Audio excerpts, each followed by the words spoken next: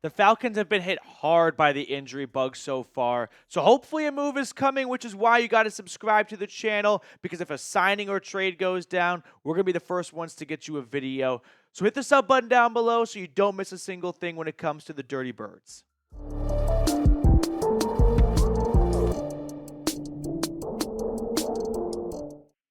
The Falcons were dealt some really tough news after their preseason loss in Miami. Bralen Trice, as we all know by now, is out for the season with a torn ACL. Did not see that one coming. I mean, he didn't get carted off the field. You know, the trainers helped him off. It kind of looked like an ankle injury maybe, but ultimately it's an ACL injury. His season is done before it really even starts. And now the Falcons need to go and find another pass rusher.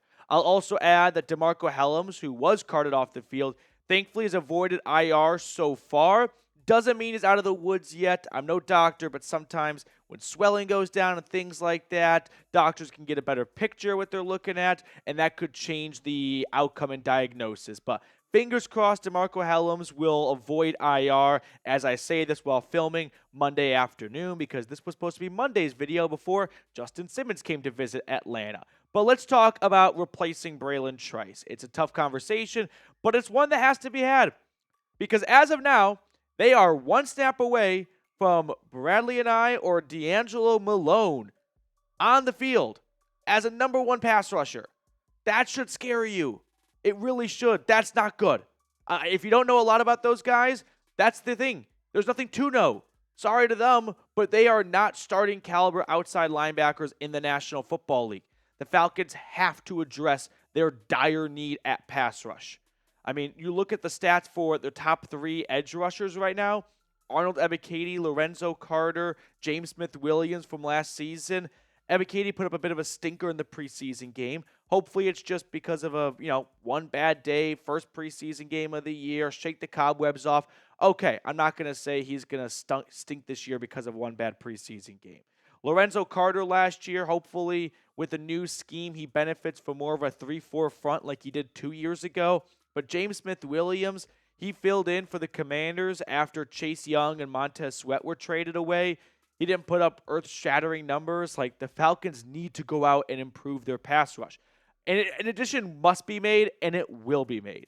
I know that I have been beating this drum for a while, but I am confident that Terry Fontenot and Raheem Morris, two bright, intelligent guys, are going to go out and make an addition. So the question is, how?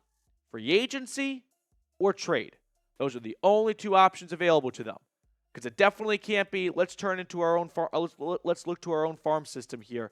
There's nothing growing in the farm. You're going to have to go external. So let's look at the free agent outside linebackers. I want to focus on outside linebackers because that's where Atlanta needs help.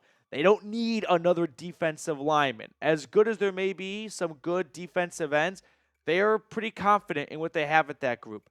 But they need to find a way to improve their linebacking core from the edge. So you've got Tyus Bowser, David Mayo, Anthony Barr, Joe Jones, Carl Lawson. I would say the best of the bunch is probably Carl Lawson. I mean, last year we didn't see him play much, but the season before that, 7 sacks, 9 tackles for loss. Like, Carl Lawson's probably the best option you have at the moment. Tyus Bowser, he missed all of last season with a knee injury, but go back to 2021, he's floated for the Ravens between inside linebacker and outside linebacker, but this is just the best you have available. Like, there's not a great option out there. There is no one walking through the door that's going to save Atlanta's pass rush. You just hope that you can try and improve it marginally, but it is slim pickings in free agency. So if you are looking for a cheap 1-year, $3 million contract, you're going to get what you paid for, which is maybe 3 sacks from a guy on the street right now. Now, I do find it funny that while I've been ranting about the Falcons pass rush so openly in the office, my phone's been listening to me, and I kid you not, a Jason Pierre-Paul tweet popped up on my For You feed. Do not follow him at all, but my phone knew this guy wants a pass rusher. And JPP's tweet of, I know I'm a free agent, but mark my words, whatever team I end up on, we're going to the Super Bowl, and that I do know. My spider senses tell me, yes, watch me cook. So if you sign JPP, I think you're locked to go to the Super Bowl, which would be pretty cool. It's in New Orleans. Saints fans would hate watching the Falcons win their first Super Bowl in the Mercedes-Benz, or in the Superdome now, in the Caesars Superdome. But JPP last year, he played for the Dolphins, and I think it was the Saints, a combined 3 games. He did absolutely nothing. Go back to 2 years ago, he put up 3 sacks when he was at the end of his time in Tampa Bay. I mean, 2020 feels like a long time ago, and that's when he had his best year, 9.5 sacks. So that's what you're getting in free agency, which is why I want to turn our attention to trade targets for the Atlanta Falcons, where they can find some good proven players, but of course, it's going to cost you something. But the Falcons, they should be willing to spend, since they spent $180 million on Kirk Cousins. Don't half-ass it, right? If you're going to remodel your home, don't just do one room. Do the entire home. That's what the Falcons should be doing right now. Now, before we look at some trade targets, I want to tell everyone watching about our great friends over at Game Time, who have an awesome deal for Falcons fans, where if you're trying to catch a Falcons preseason or regular season game, or a Braves game before the season wraps up, you're going to want to listen up, because Game Time has an awesome deal for Falcons fans where you can save $20 off your first purchase when you download the Game Time app and redeem code CHATSPORTS. Now, terms apply, but Game Time has flash deals where you can save even more with exclusive in-app deals on select seats ahead of the game or event. So take the guesswork out of buying MLB tickets with Game Time. Download the Game Time app, create an account, and use code CHATSPORTS for $20 off your first purchase. Terms apply, but again, download the Game Time app and redeem that code CHAT Sports for $20 off. I put all that information in the comments and description of today's video. Download Game Time today. Last minute tickets, lowest price guaranteed. I've got 4 trade targets that I was able to put together. First one being New England Patriots outside linebacker Matthew Judon. So, Judon has been floated as a trade target over the last couple of weeks because he entered Patriots training camp as a hold-in, where he was present, but he wasn't actually going to participate. However, in the last week or so, he has returned to practice, and it's not ideal for a team like Atlanta looking to trade for him because, according to The Athletic's Diana Rossini, both Judon and the Patriots are making progress on a new deal, with Judon going into the final year of his contract. This is actually the first of 2 interruptions to this video, because since I filmed this original video, new reports have come out about the trade targets and a potential trade happening.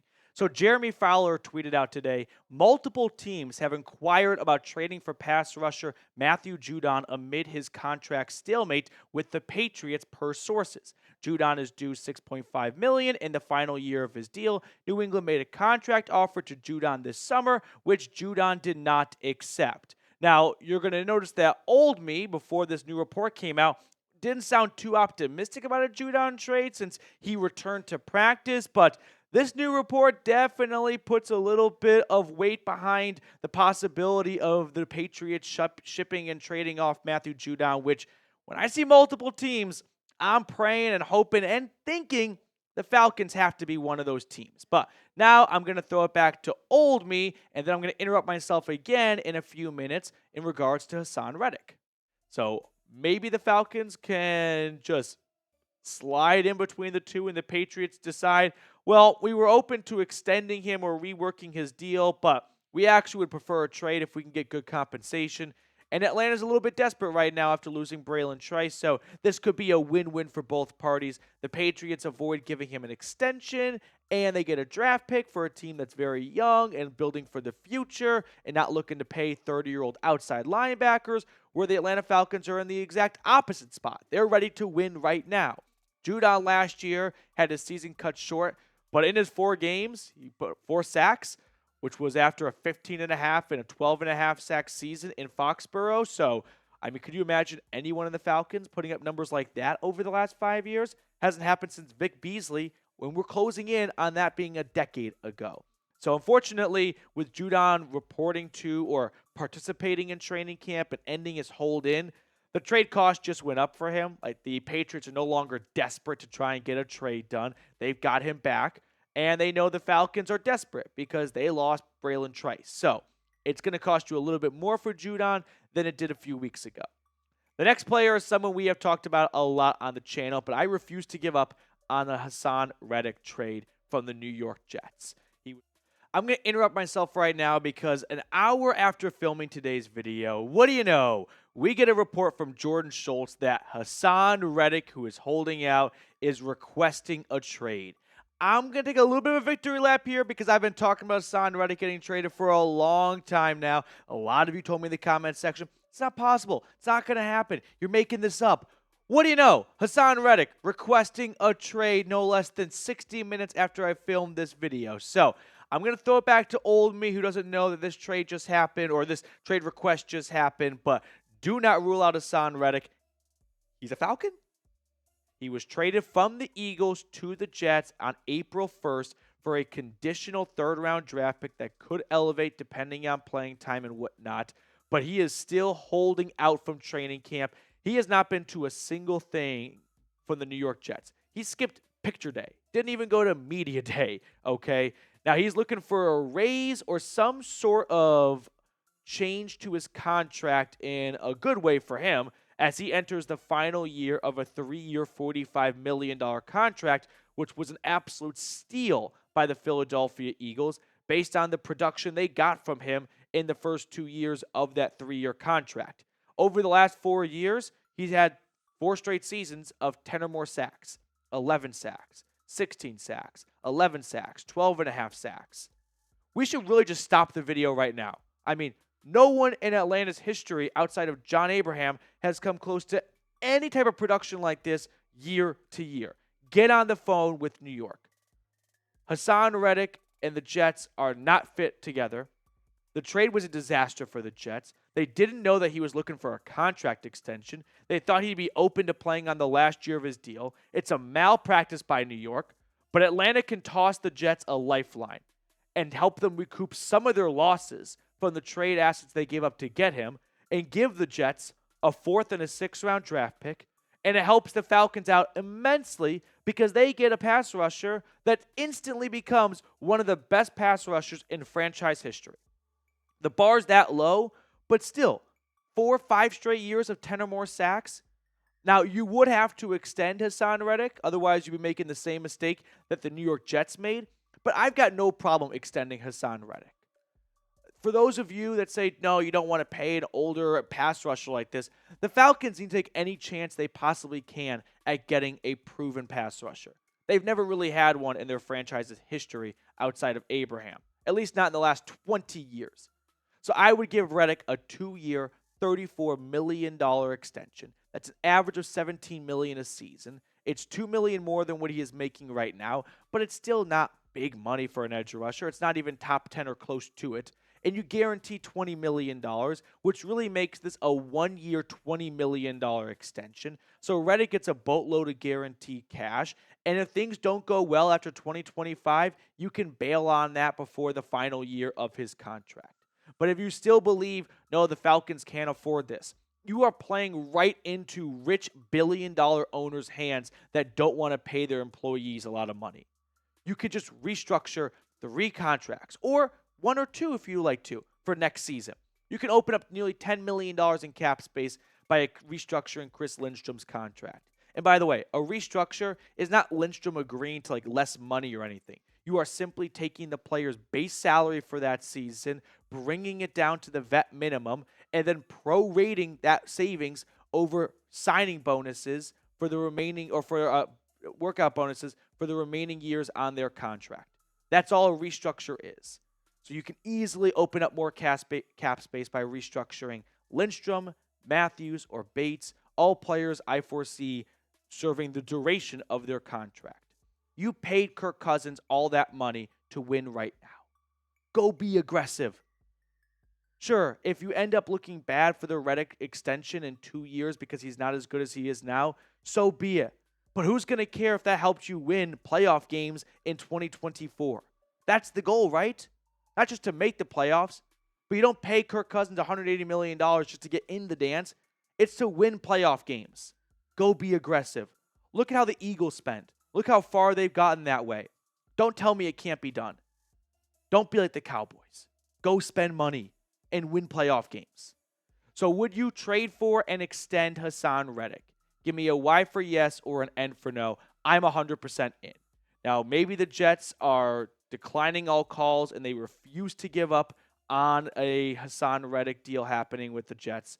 But I feel like Atlanta should be taking down cell towers in the Meadowlands until Reddick is an ATL. All right, final two trade targets. We'll lump these two together, actually. It is Seahawks edge rusher Darrell Taylor and then Tampa Bay Buccaneers edge rusher Randy Gregory. I know you don't really see division trades happen so often, but the Randy Gregory one could be mutual for both sides.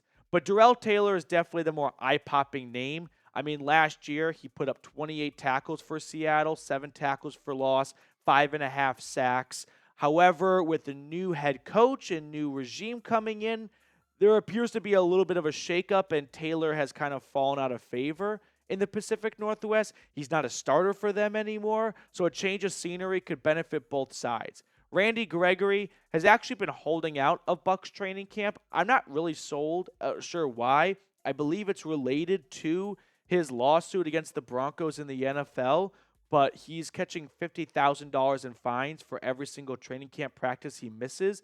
And by the way, the Buccaneers are only paying him $1.3 million. They're about to get to $1 million in fines. So Tampa Bay's in no real rush to move on from Gregory. They're about to start profiting off of Randy Gregory and his fines. But Darrell Taylor should definitely be the bigger name to pursue here. I mean, look at his last 3 years in the NFL. 5.5 sacks, 9.5 sacks, 6.5 sacks. You're not going to find a whole lot of production like that on the open market right now. But with him kind of falling down the depth chart a little bit in Seattle, with a new head coach and a new DC in place, I could see the Falcons in Seattle agreeing to a trade that gives Taylor a fresh start elsewhere, and it gives the Falcons a pretty good pass rusher for not an enormous price like maybe Reddick or Judon, who are definitely going to cost you a little bit more. So of the 4 players we looked at today, which one would you like to trade for? I would rank them Reddick, Taylor, Judon, Gregory. The reason why I put Taylor over Judon, although Judon's definitely a little bit better, there would be a bigger trade package going to New England, and I don't think Taylor is that far behind Judon, especially with Judon coming off an injury. So slight edge to Taylor. Also, he may not have gone to my alma mater, so I'm slightly biased. But that would be my pecking order, with Gregory coming in a distant 4th. All right, that will do it for us on today's show. Appreciate everyone for tuning in, hanging out with us here. If you are not subscribed, make sure to do so. Hit that thumbs up button on your way out, and we'll see you all later.